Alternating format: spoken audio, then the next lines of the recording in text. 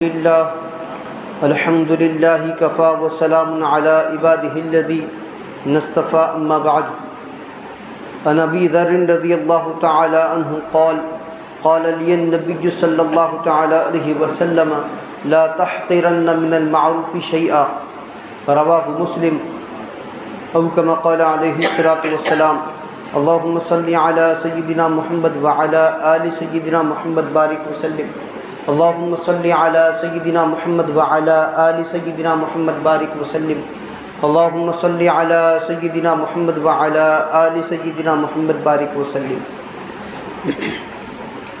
معزز سامعین کرام، ملت اسلامیہ کے عزیز نوجوان و بزرگان ملت، گزشتہ 8 جمعہ سے ایک سلسلہ چل رہا ہے کہ ہم اور آپ آسان نیکیوں کو سن رہے ہیں۔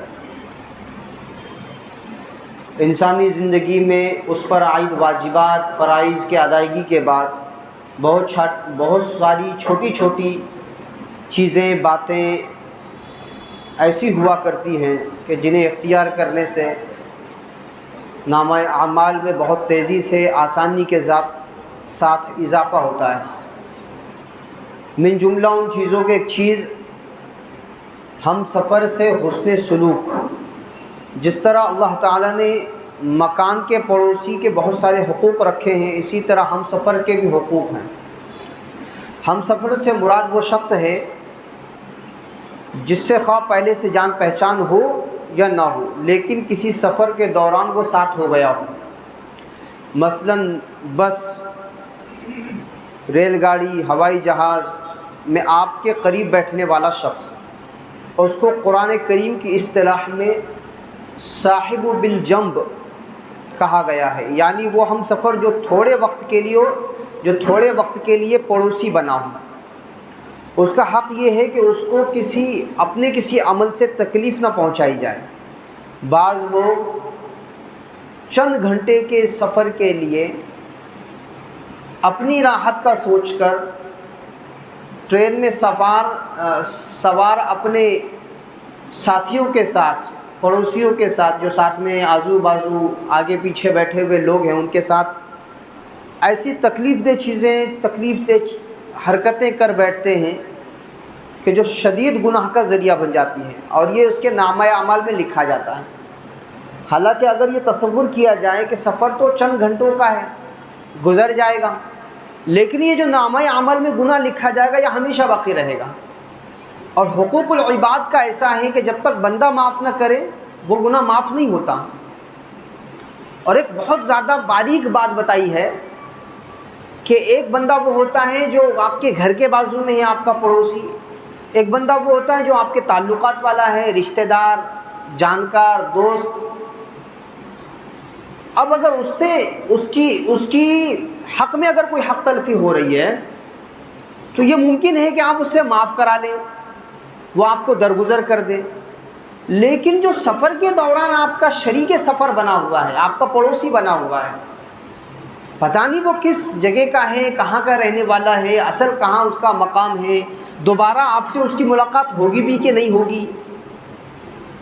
اب اگر اس کو کوئی تکلیف پہنچ رہی ہے تو لازمی بات ہے کہ معلوم نہیں کب ملے گا بھی کہ نہیں ملے گا، وہ معاف نہیں کرے گا تو لازمی بات ہے گناہ نامہ اعمال میں ہمیشہ رہے گا۔ اس لیے حتی الامکان اس کی کوشش ہونی چاہیے کہ اس کے ساتھ حسن سلوک کیا جائے، حتی الامکان ایثار سے کام لیا جائے، اس کو راحت و آرام پہنچانے کی کوشش کی جائے، اور کم از کم اس سے خندہ پیشانی کا معاملہ اس کے ساتھ کیا جائے کہ یہ بہت بڑے ثواب کا کام ہے، اور معمولی توجہ سے ثواب کا ایک بڑا ذخیرہ اپنے لیے آپ جمع کر سکتے ہیں۔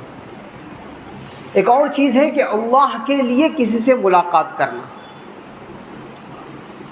اللہ کی رضا کے لیے کسی سے ملاقات کرنا، کہ اللہ تبارک و تعالیٰ کی رضا مجھے ملے گی، اللہ کی خوشنودی میرے ہاتھ آئے گی اللہ کے لیے ملاقات کرنے سے۔ کہ کسی مسلمان سے محض اللہ کی خوشنودی کے خاطر ملاقات کے لیے جانا بڑی فضیلت کا عمل ہے، اور اللہ تعالیٰ کے لیے جانے کا مطلب یہ ہے کہ اس سے ملاقات کا مقصد کوئی دنیاوی غرض نہ ہو، آپ کا کوئی کام، آپ کا کوئی دنیاوی مقصد، کوئی مفاد اس کے پیچھے نہ ہو، خالص اللہ کی رضا کے لیے آپ اس سے ملاقات کے لیے جا رہے ہیں۔ حضرت ابو ہریرہ رضی اللہ تعالیٰ عنہ راوی ہیں، روایت فرماتے ہیں کہ حضرت صلی اللہ تعالیٰ علیہ وسلم نے ارشاد فرمایا، جو شخص کسی بیمار کی عیادت کرے یا اپنے کسی بھائی کے پاس اللہ تعالیٰ کی خوشنودی کی خاطر ملاقات کو جائے، اس کو ایک غیبی منادی پکار کر کہتا ہے، تو بھی مبارک، تیرا چلنا بھی مبارک، تو نے جنت کی ایک منزل کو اپنا ٹھکانہ بنا لیا۔ ترمذی شریف کے روایت ہے۔ اس حدیث سے معلوم ہوا کہ مسلمان سے بنیت ثواب ملنے سے نام اعمال میں نیکیوں کا اضافہ ہوتا ہے، اور اس کو ہاتھ سے جانا نہیں دینا چاہیے۔ آپ کہیں چل رہے ہیں، اس نیت سے آپ چلو پھرو کہ کوئی مسلمان بھائی مجھ سے اگر مل جائے تو میں اللہ کے لیے اس سے ملاقات کروں گا، دنیا کا کوئی کام میرا اس سے نہیں ہوگا۔ ایسے ہی ایک عمل ہے چھوٹا سا، مہمان کا اکرام کرنا۔ مہمان کی عزت اور مناسب خاطرداری بھی ایمان کے شعبوں میں سے ایک شعبہ ہے، جس کے اسلام نے بہت تاکید کی گئی ہے۔ حضرت ابو ہریرہ رضی اللہ تعالیٰ عنہ روایت کرتے ہیں کہ حضرت صلی اللہ تعالیٰ علیہ وسلم نے ارشاد فرمایا، من کان یؤمن باللہ والیوم الآخر فلیکرم ضیفہ، جو شخص اللہ اور یوم آخرت پر ایمان رکھتا ہے وہ اپنے مہمان کا اکرام کرے۔ بخاری و مسلم کی روایت ہے۔ مہمان کے اکرام کا مطلب یہ ہے کہ خندہ پیشانی سے اس کا خیر مقدم کیا جائے، اگر کھانے کا وقت ہو تو بقدر استطاعت کھانے سے اس کی تواضع کی جائے۔ بلکہ ایک حدیث میں یہ بھی ہے کہ مہمان کا ایک حق ہے کہ اگر استطاعت ہو تو پہلے ایک دن اس کے لیے خصوصی کھانا تیار کیا جائے، جس کو حدیث میں جائز کے لفظ سے تعبیر کیا ہے۔ صحیح بخاری کی روایت ہے۔ آپ روزانہ اپنے گھر میں جو کچھ بھی بناتے ہیں، آپ کو معلوم ہو رہا ہے کہ فلاں بندہ آنے والا ہے، تو آپ نے اپنے اس روزمرہ کے کھانے میں تھوڑا سا اضافہ کر دیا، تھوڑا اور اچھا بنانے کی اپنی کوشش کی۔ نارمل چاول کے مقابلے میں آپ نے قیمتی چاول اس کے لیے لائے، نارمل کھانے کے بجائے آپ نے اس کے لیے اچھا کھانا بنا دیا۔ تو یہ جو آپ نے اچھائی کی، زیادتی کی، زیادہ خرچ کیا،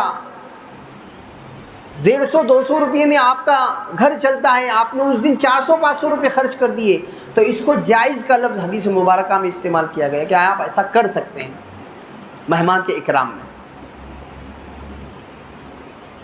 دوسری، مہمان کے لیے یہ بھی ضروری ہے کہ میزبان پر ناواجبی بوجھ نہ ڈالے۔ اب یہ دوسری طرف سے ہے کہ مہمان کے لیے کہ اس پر بوجھ نہ ڈالے اور اتنی دیر اس کے پاس نہ ٹھہرے کہ اس پر اسے بار معلوم ہونے لگے۔ صحیح مسلم کی ایک حدیث میں اس کی صریح ممانعت آئی ہے۔ دونوں طرف سے مہمان بھی خیال کر رہا ہے، میزبان بھی خیال کر رہا ہے۔ یہ نیکیوں کے اضافے کا باعث ہے، ذریعہ ہے۔ ایک اور عمل بتایا جا رہا ہے، راستے سے تکلیف دہ چیز کا ہٹانا۔ یہ معمولی کام ہے، آپ کے نہ پیسے خرچ ہوں گے زیادہ، نہ وقت زیادہ جائے گا، لیکن یہ چھوٹے چھوٹے عمل کرنے سے نام اعمال میں نیکیوں کا اضافہ۔ راستے میں کوئی گندگی پڑی ہو یا کوئی ایسی چیز ہو جس سے گزرنے والے کو تکلیف پہنچنے کا اندیشہ ہے، مثلاً کانٹا ہے یا کوئی رکاوٹ ہے، بڑا کوئی پتھر ہے کہ اگر چلنے والا چلے گا، گاڑی کوئی جائے گی تو نقصان پہنچ سکتا ہے، یا کوئی چھلکا ہے جس سے پھسل جانے کا ڈر ہے، خطرہ ہے، اس کو راستے سے ہٹا دینا نیکی کا کام ہے۔ حضرت ابو ہریرہ رضی اللہ تعالیٰ عنہ روایت کرتے ہیں کہ حضرت صلی اللہ تعالیٰ علیہ وسلم نے ارشاد فرمایا، الایمان بیع و سبعون شعبۃ فافضلها قول لا الہ الا اللہ وادناها اماطۃ الاذى عن الطریق۔ بخاری مسلم کی روایت ہے کہ ایمان کے 70 اور کچھ اوپر شعبے ہیں، ان میں سب سے افضل لا الہ الا اللہ کا اقرار ہے، اور ادنا راستے سے تکلیف دہ یا گندگی وغیرہ کو دور کر دینا ہے۔ اور ایک حدیث میں ہے کہ حضرت صلی اللہ تعالیٰ علیہ وسلم کے ارشاد، سیدنا ابو ہریرہ رضی اللہ تعالیٰ روایت کر رہے ہیں، وَتُمِيتُ الْأَذَى عَنِ الطَّرِيقِ صَدَقَةٌ۔ بخاری مسلم کی روایت ہے کہ راستے سے گندگی یا تکلیف کی کوئی چیز کو ہٹا دو، یہ بھی صدقہ ہے، یعنی اس پر بھی صدقے کا ثواب ملتا ہے۔ حضرت عائشہ رضی اللہ تعالیٰ عنہ روایت کرتی ہیں کہ حضرت صلی اللہ تعالیٰ علیہ وسلم نے ارشاد فرمایا، بنی آدم میں ہر انسان کے جسم میں 360 جوڑ پیدا کیے گئے ہیں، پس ہر شخص پر اللہ کی تکبیر کہنے پر ایک صدقے کا ثواب، اس ہر جوڑ پر اس کو صدقہ واجب ہوتا ہے، اس پر ایک صدقہ ادا کرنا ضروری ہوتا ہے۔ تو اللہ اکبر کہہ رہا ہے، اللہ کی تعریف کر رہا ہے، لا الہ الا اللہ کہہ رہا ہے، سبحان اللہ کہہ رہا ہے، یہ ساری چیزیں جوڑ کا صدقہ بنے گی۔ اور فرمایا راستے سے تکلیف دہ چیز کا ہٹانا بھی اس میں داخل ہے، صحیح مسلم کی روایت۔ تو یہ چھوٹی چھوٹی چیزیں۔ ایک اور چیز مفتی تقی عثمانی صاحب جو اس کتاب کے مؤلف ہیں وہ فرماتے ہیں بہت پوائنٹ کی بات۔ اب یہ جو بتایا گیا حدیث میں کہ راستے سے تکلیف دہ چیز کا ہٹا دینا صدقہ ہے، اب ٹریفک کا جو نظام ہے وہ کیوں لاگو کیا جاتا ہے؟ تکلیف سے بچنے کے لیے۔ فرمایا اس کو فالو کرنا بھی اس حدیث میں داخل ہوگا۔ ریڈ سگنل آنے پر آپ رک رہے ہیں، گرین ہونے پر آپ چل رہے ہیں، آپ راستے کے جو ضوابط ہیں، قوانین ہیں، اس کو فالو کر رہے ہیں، فرمایا اس پر عمل کر کے بھی آپ صدقے کا ثواب پائیں گے۔ اور یہ جو حدیث مبارکہ میں فرمایا گیا راستے سے تکلیف دہ چیز کا ہٹانا صدقہ ہے، اس میں آپ داخل ہو سکتے ہیں۔ جھگڑے سے پرہیز کرنا۔ لڑائی جھگڑا اللہ تعالیٰ کو بہت زیادہ ناپسند ہے۔ قرآن کریم میں جھگڑے ہوئے آدمی کی بہت مذمت کی گئی ہے۔ اس کے برخلاف حلم، بردباری، جھگڑے سے پرہیز کو اللہ تعالیٰ پسند فرماتے ہیں اور اس پر اجر و ثواب کا وعدہ فرماتے ہیں۔ حضرت عبداللہ بن عباس رضی اللہ تعالیٰ عنہ روایت کرتے ہیں کہ ایک مرتبہ حضرت صلی اللہ تعالیٰ علیہ وسلم نے قبیلہ عبد قیس کے ایک شخص سے خطاب کر کے فرمایا انک فیہا خصلتین یحبہم اللہ الحلم والاناۃ، تمہارے اندر دو خصلتیں ہیں جن کو اللہ تعالیٰ پسند فرماتے ہیں، نمبر 1 بردباری، نمبر 2 تمکنت۔ صحیح مسلم کی روایت ہے۔ چنانچہ اگر کوئی شخص حق پر ہونے کے باوجود محض رفع شر اور لڑائی جھگڑے سے بچنے کے خاطر اپنا حق چھوڑ دے، صلح کر لے، تو حضرت صلی اللہ تعالیٰ علیہ وسلم نے بہت عظیم بشارت اس کے لیے دی ہے۔ حضرت ابو امامہ رضی اللہ تعالیٰ روایت کرتے ہیں کہ حضرت صلی اللہ تعالیٰ علیہ وسلم نے ارشاد فرمایا جو شخص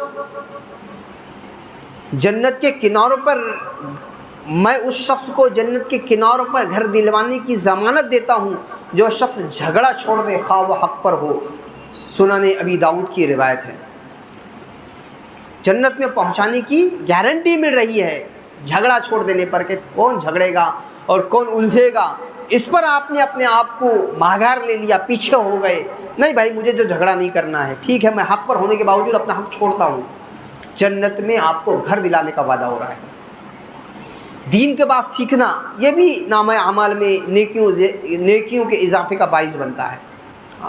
ہر مسلمان کے ذمے فرض ہے کہ وہ اپنے دین کی اتنی معلومات حاصل کرے جس کے ذریعے وہ اپنی روزمرہ کی زندگی اسلامی تعلیمات کے مطابق گزار سکے۔ ہر شخص کو پورا باضابطہ عالم دین بننا ضروری نہیں ہے، لیکن بقدر ضرورت دینی معلومات کا حاصل کرنا ہر مسلمان پر فرض عین ہے۔ مثلا نماز، روزے، زکوٰۃ، حج کے ضروری مسائل، جس قسم کے معاملات آدمی کے ساتھ پیش آتے ہیں، جس شعبے میں وہ ہے اس شعبے کا دین اس کے لیے حاصل کرنا فرض عین ہے، جس کے ذریعے حلال اور حرام کی اس کے اندر تمیز پیدا ہو جائے۔ حضرت ابو درداء رضی اللہ تعالیٰ روایت کرتے ہیں کہ آپ صلی اللہ تعالیٰ علیہ وسلم نے ارشاد فرمایا جو شخص اس غرض کے لیے کسی راستے پر چلے کہ علم کی کوئی بات سیکھے گا تو اللہ تعالیٰ اس کے لیے جنت کے راستے کو آسان فرما دیں گے، اور علم کی طلب کرنے والے کے لیے اس کے عمل پر اظہار خوشنودی کے لیے فرشتے اس پر اپنے پر بچھا دیتے ہیں۔ سنن ابو داؤد ترمذی شریف کی روایت ہے۔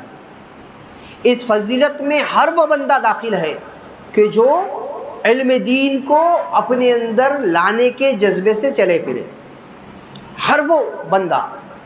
اب وسیع ہو گیا یہ کہ مسجد میں بھی ایک آدمی اس نیت سے آ رہا ہے کہ میں کچھ سیکھوں گا، کوئی علم کی بات، کوئی دین کی بات، کوئی شریعت کی بات مجھے معلوم ہوگی، فرمایا اس کا یہ آنا، مسجد میں آنا بھی اس بشارت میں داخل ہوگا۔ فرمایا حضرت انس رضی اللہ تعالیٰ راوی ہیں، روایت فرماتے ہیں کہ حضرت صلی اللہ تعالیٰ علیہ وسلم نے ارشاد فرمایا من خرج فی طلب العلم فهو فی سبیل اللہ حتی یرجع۔ جامع ترمذی کی روایت ہے جو شخص علم کی طلب میں گھر سے نکلے اللہ کی راہ میں ہے جب تک واپس نہ آئیں۔ غرض دین کی کوئی بات سیکھنے کے لیے جو اقدام کیے جائیں انشاءاللہ اس پر طلب علم کا اجر و ثواب حاصل ہوگا۔ ایسے ہی علم کا سکھانا، ایک تو ہے سیکھنا اور ایک ہے سکھانا۔ جس طرح علم کی بات سیکھنے پر بڑے فضائل ہیں، ایسے ہی سکھانا بھی بہت بڑا فضیلت کا باعث ہے، بشرطے کہ مقصد اپنا علم جتانا یا بڑائی ظاہر کرنا نہ ہو، بلکہ دوسرے کو فائدہ پہنچانا مقصود ہو۔ حضرت ابو امامہ رضی اللہ تعالیٰ عنہ روایت فرماتے ہیں کہ حضرت صلی اللہ تعالیٰ علیہ وسلم نے ارشاد فرمایا، اللہ تعالیٰ اور اس کے فرشتے، آسمان اور زمین کی مخلوقات، یہاں تک کہ اپنے بلوں میں رہنے والی چونٹیاں، یہاں تک کہ مچھلیاں، ان لوگوں کے لیے رحمت بھیجتے ہیں جو لوگوں کو بھلائی کی بات سکھاتے ہیں۔ جامع ترمذی کی روایت ہے۔ حضرت سعد بن سعد رضی اللہ تعالیٰ عنہ روایت کرتے ہیں کہ حضرت صلی اللہ تعالیٰ علیہ وسلم نے ارشاد فرمایا، اگر اللہ تعالیٰ تمہارے ذریعے ایک آدمی کو بھی ہدایت دے دے تو تمہارے حق میں سرخ اونٹ سے بہتر ہے۔ صحیح بخاری و مسلم کی روایت ہے۔ تو اس لیے علم دین جو ہم کو معلوم ہے دوسروں تک پہنچانا ہے، جو چیز نہیں معلوم ہے اس کی طلب میں، جستجو میں، فکر میں رہنا ہے۔ سیدنا علی بن ابی طالب رضی اللہ تعالیٰ عنہ فرماتے ہیں، دو شخصوں کو اللہ تعالیٰ اپنا علم دیتے ہی نہیں، ان کو علم کی ہوا ہی نہیں لگتی۔ ایک ہے شرمانے والا، دوسرا ہے اکڑنے والا۔ میں کیوں جاؤں، کیسے سیکھوں، کیسے معلوم کروں، عمر کے اس پڑاؤ میں پہنچ کر میں کیسے حاصل کر سکتا ہوں، محروم رہ جائے گا۔ اور ہم جائیں گے سیکھنے کے لیے، لوگوں کو آنا چاہیے ہمارے پاس، ہماری تو لوگوں کے یہاں عزتیں ہیں، ہم اگر کسی کے پاس چلے گئے تو عزت نفس میں فرق پڑ جائے گا، محروم رہ جائے گا، یہ بندہ سیکھ نہیں سکے گا۔ اس لیے ان دونوں چیزوں کو بالائے طاق رکھتے ہوئے، شرم کو بھی اور کبر کو بھی، علم کی جستجو میں رہنا چاہیے، سیکھنے سکھانے کی فضا بنانی چاہیے۔ بڑوں کی عزت کرنا اگرچہ اسلامی تعلیمات کی روح سے اصل فضیلت تقویٰ اور علم کو حاصل ہے، لیکن ساتھ ہی چھوٹی عمر والوں کو یہ حکم دیا گیا ہے کہ اپنے سے بڑی عمر والوں کی عزت کرے، یہاں تک کہ حضرت صلی اللہ تعالیٰ علیہ وسلم کا ارشاد ہے، لیس منا من لم یرحم صغیرنا ویعرف شرف کبیرنا، وہ شخص ہم میں سے نہیں جو ہمارے چھوٹوں پر رحم نہ کرے، ہمارے بڑوں کی عزت کو نہ پہچانے۔ ابو داؤد ترمذی شریف کی روایت ہے۔ خاص طور پر جس شخص کے بال سفید ہو گئے ہوں اس کی عزت و احترام میں حدیث پاک میں بڑی فضیلت آئی ہے۔ حضرت ابو موسیٰ اشعری رضی اللہ تعالیٰ عنہ روایت کرتے ہیں کہ حضرت صلی اللہ تعالیٰ علیہ وسلم نے ارشاد فرمایا، اللہ تعالیٰ کی تعظیم کا ایک حصہ یہ ہے کہ کسی سفید بال والے مسلمان کا احترام کیا جائے۔ ابو داؤد شریف کی روایت ہے۔ حضرت انس رضی اللہ تعالیٰ عنہ روایت کرتے ہیں کہ حضرت صلی اللہ تعالیٰ علیہ وسلم نے فرمایا، جو نوجوان کسی بوڑھے کی اس کی عمر کی وجہ سے عزت کرتا ہے، اللہ تعالیٰ اس کے لیے ایسے لوگ مقرر فرما دیتے ہیں جو اس کی بڑی عمر میں اس کی عزت کریں گے۔ ترمذی شریف کی روایت ہے۔ حضرت صلی اللہ تعالیٰ علیہ وسلم کا معمول تھا کہ کسی وقت میں کوئی چھوٹی عمر کا شخص بڑوں سے پہلے بولنا شروع کر دیتا تو آپ اس کی تاکید فرماتے کہ بڑے کو پہلے بولنے کا موقع دو۔ اس سے یہ بات واضح ہوتی ہے کہ بڑوں کی عزت و توقیر آپ صلی اللہ تعالیٰ علیہ وسلم نے کس درجے تاکید سے فرمائی ہے، اس پر یقیناً اجر و ثواب کا وعدہ ہے۔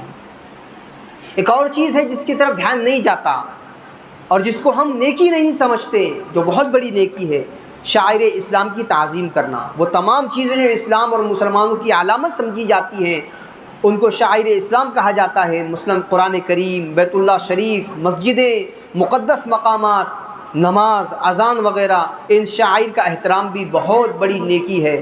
قرآن کریم کا ارشاد ہے، وَمَن يُعَظِّمْ شَعَائِرَ اللَّهِ فَإِنَّهَا مِن تَقْوَى الْقُلُوبِ، اور جو شخص شاعر اللہ کی تعظیم کرتا ہے یہ عمل لوگوں کے دلوں کے تقوی کا سبب سے ہے۔ عزت احترام اپنے دل میں رکھنا چاہیے۔ بہت ساری مرتبہ مسجد میں جو لوگ آ رہے ہیں وضو کر کے وہ اوپر آتے ہوتے ہیں، نماز کھڑی ہے، جماعت سے نماز کھڑی ہے اور زور زور سے بات کرتے ہوتے ہیں، ان کی آپس میں بات چلتی ہوتی ہے زور زور سے۔ یہ عزت نہیں ہے، یہ احترام نہیں ہے۔ ہم اللہ کے گھر میں آئے ہیں، اللہ بڑے ہیں، نماز جیسا محترم شان عمل چل رہا ہے اور ہم آپس میں گفتگو کر رہے ہیں، یہ کتنی بے ادبی کی بات ہے۔ ہمیں دھیان رکھنا چاہیے، خصوصاً مسجد میں تو آ کر بات ہی نہیں کرنی چاہیے، دنیا کی کوئی بات ہونی نہیں چاہیے۔ جب کوئی دو شخص مسجد میں دنیاوی باتیں کرتے ہیں، فرشتے اول تو ان سے کہتے ہیں اللہ کے بندے چپ ہو جا، اللہ کے بندے چپ ہو جا۔ تیسری مرتبہ وہ یہ کہہ کر چپ کراتے ہیں کہ اللہ کے دشمن خاموش ہو جا، چپ ہو جا۔ تو اس کا دھیان رکھنا چاہیے۔ بچوں پر شفقت کرنا بھی نیکی کا بہت بڑا ذریعہ ہے۔ حضرت صلی اللہ تعالیٰ علیہ وسلم کی سنت ہے، جیسے کہ پیچھے بھی گزر چکا، آپ صلی اللہ تعالیٰ علیہ وسلم نے ارشاد فرمایا جو شخص ہمارے چھوٹوں پر رحم نہ کرے وہ ہم میں سے نہیں ہے۔ حدیث میں حضرت صلی اللہ تعالیٰ علیہ وسلم نے فرمایا کہ میں نماز پڑھاتے میں کسی بچے کی رونے کی آواز سنتا ہوں تو نماز کو مختصر کر دیتا ہوں کہ کہیں اس بچے کی ماں اپنے بچے کا رونا سن کر پریشان نہ ہو رہی ہو۔ اتنی شفقت بچوں کے ساتھ۔ حضرت صلی اللہ تعالیٰ علیہ وسلم چھوٹے بچوں کو گود میں لیتے ہیں، انہیں پیار فرماتے، ان کے ساتھ خوش طبعی سے باتیں کرتے۔ یہ ساری باتیں سنت ہیں، اور اتباع سنت کی نیت سے یہ سارے کام اگر کیے جائیں تو اجر و ثواب کا ذریعہ ہے۔ اذان دینا شاعر اسلام میں سے ہے۔ حدیث میں اذان دینے کی بہت فضیلتیں وارد ہوئی ہیں۔ بخاری و مسلم کی ایک حدیث میں حضرت صلی اللہ تعالیٰ علیہ وسلم کے ارشاد ہے اگر لوگوں کو اذان کے اجر و ثواب کا ٹھیک ٹھیک حال معلوم ہو جائے تو ہر شخص اذان دینے کی کوشش کرے، اور اس خواہش میں افراد کی زیادتی کی وجہ سے قرآن اندازی بھی انہیں کرنی پڑے تو وہ کریں۔ آج کل مسجدوں میں عموماً مؤذن مقرر ہوتے ہیں، لیکن اگر کوئی شخص مسجد کے علاوہ کسی ایسی جگہ پر نماز پڑھ رہا ہو جہاں اذان کی آواز نہ پہنچتی ہو، وہاں پر بھی نماز سے پہلے اذان دینا مسنون ہے۔ ایسے مواقع پر اذان کی یہ فضیلت ضرور حاصل کر لینی چاہیے۔ ایسے ہی اذان کا جواب دینا، جیسے اذان دینا ایک نیکی کا کام ہے، اذان سن کر اس کا جواب دینا، ہر جملے کو جیسے وہ جملے مؤذن کہہ رہا ہے ان جملوں پر وہی جملے دہرانا۔ البتہ جب مؤذن حی علی الصلاۃ اور حی علی الفلاح کے کلمات کہیں تو جواب میں لا حول ولا قوت الا باللہ العظیم کہنا چاہیے، اور فجر کی جماعت میں جب مؤذن الصلاۃ خیر من النوم کہے تو جواب میں صدقت و بارکت کہنا چاہیے۔ حضرت عبداللہ بن عمر رضی اللہ تعالیٰ عنہ روایت کرتے ہیں کہ حضرت صلی اللہ تعالیٰ علیہ وسلم نے ارشاد فرمایا جب تم اذان سنو اور مؤذن کی طرح تم بھی وہی الفاظ کہو پھر مجھ پر درود بھیجو، کیونکہ جو شخص مجھ پر ایک مرتبہ درود بھیجے گا اللہ تعالیٰ اس پر 10 مرتبہ رحمت نازل فرماتے ہیں۔ پھر اللہ تعالیٰ سے میرے لیے مقام وسیلے کی دعا کرو، کیونکہ وہ جنت میں ایک ایسا درجہ ہے جو اللہ تعالیٰ کے بندوں میں سے ایک ہی کو ملنا طے ہے، اور مجھے امید ہے کہ وہ بندہ میں ہوں گا۔ چنانچہ جو شخص میرے لیے وسیلے کی دعا کرے گا اس کے لیے میری شفاعت واجب ہو جائے گی۔ صحیح مسلم کی روایت ہے۔ تو اذان کے بعد اذان کے جملوں کا جواب دینا اور وسیلے کی دعا کرنا، اذان کے بعد کی دعا پڑھنا، یہ سب نیکی کے کام ہیں۔ چھوٹے چھوٹے کام ہوتے ہیں لیکن آپ کی نیکیوں میں بہت بڑا اضافہ ہوتا ہے۔ قرآن کی تلاوت کرنا، فرمایا یہ بھی نیکی کا اپنے نامہ اعمال میں نیکیوں کے بڑھانے کا ایک بہت بڑا ذریعہ ہے کہ آپ قرآن کریم کی تلاوت کرو۔ حضرت عبداللہ بن مسعود رضی اللہ تعالیٰ روایت کرتے ہیں کہ حضرت صلی اللہ تعالیٰ علیہ وسلم نے ارشاد فرمایا جو شخص اللہ کی کتاب کا ایک حرف پڑھے اس کے لیے ایک نیکی ملے گی، اور یہ ایک نیکی 10 نیکیوں کے برابر ہے۔ میں نہیں کہتا کہ الف لام میم میں سے الف ایک حرف ہے، لام ایک حرف ہے، میم ایک حرف ہے، الگ الگ حرف ہے، یہ سب ترمذی شریف کی روایت ہے۔ تو جب ایک ایک حرف پر آپ کو 10 نیکیاں مل رہی ہیں تو کتنا زیادہ قرآن کریم کی تلاوت کا ہمیں معمول بنانا چاہیے۔ ایسے ہی زبانی صورتیں یاد کرنے کا اپنے آپ کو معمول بنانا چاہیے۔ حضرت ابن عباس رضی اللہ تعالیٰ عنہ روایت کرتے ہیں کہ حضرت صلی اللہ تعالیٰ علیہ وسلم نے ارشاد فرمایا جس شخص کے جوف یعنی حافظے میں قرآن کریم کا کچھ حصہ بھی نہ ہو، کوئی نہ کوئی حصہ بھی نہ ہو، تو وہ ایک ویران گھر کی طرح ہے۔ ترمذی شریف کی روایت ہے۔ تو کچھ نہ کچھ حصہ، کچھ نہ کچھ صورتیں ہمیں یاد ہونی چاہیے، اور جب فرض نماز ہم پڑھ رہے ہیں، سنتیں پڑھ رہے ہیں، نوافل پڑھ رہے ہیں، تو لازمی بات ہے اس میں آپ کو سورہ فاتحہ کے بعد سورتیں پڑھنی ہے۔ جب آپ کو یاد ہی نہیں ہوگی تو کیسے پڑھیں گے؟ تو اس لیے چند صورتیں ہی کیوں نہ ہوں آپ کو یاد ہونی چاہیے۔ ایسے ہی سورہ فاتحہ، سورہ اخلاص کی بہت فضیلتیں ہیں۔ تہائی حصہ قرآن کا ثواب کے معاملے میں اس کو بتایا گیا ہے۔ تو یہ جو یاد کرنے کا معمول بنا لیں، ہم بار بار اس کو پڑھیں۔ ایسے ہی فرمایا نیکیوں کے اضافے کے لیے کہ اچھی طرح وضو کرنا، من توضأ فاحسن الوضو خرجت خطاياه من جسده حتى تخرج من تحت اظفاره۔ صحیح مسلم نسائی کی روایت ہے جو شخص وضو کرے، اچھی طرح وضو کرے، اس کے جسم سے گناہ بالکل جاتے ہیں، یہاں تک کہ اس کے ناخنوں کے نیچے سے بھی خارج ہو جاتے ہیں۔ اس لیے اچھی طرح وضو کرنے کا اپنے آپ کو پابند بنانا چاہیے۔ ایسے نہیں کہ بس منہ پہ چھپکا مار دیا، دونوں ہاتھ دھو لیے۔ بہت سارے مستقل اس پر ہمارا ایک بیان ہوا ہے وضو کے معاملے میں، بہت زیادہ تاکید کے ساتھ جو فرائض ہیں وضو کے، کم از کم وہ تو اچھی طرح رگڑ رگڑ کر آدمی دھوئے۔ چہرے کا دھونا ہے، دونوں ہاتھ کونیوں سمیت دھونا ہے، سر کا مسح کرنا ہے، دونوں پاؤں ٹخنوں کے ساتھ دھونا ہے، اس کو اچھی طرح، تاکہ فرض وضو میں اگر کوئی کمی واقع ہوگی تو لازم بات اس کی نماز ادا نہیں ہوگی، دوسرے فرائض اس کے ادا نہیں ہوں گے۔ تاکید کرنی چاہیے۔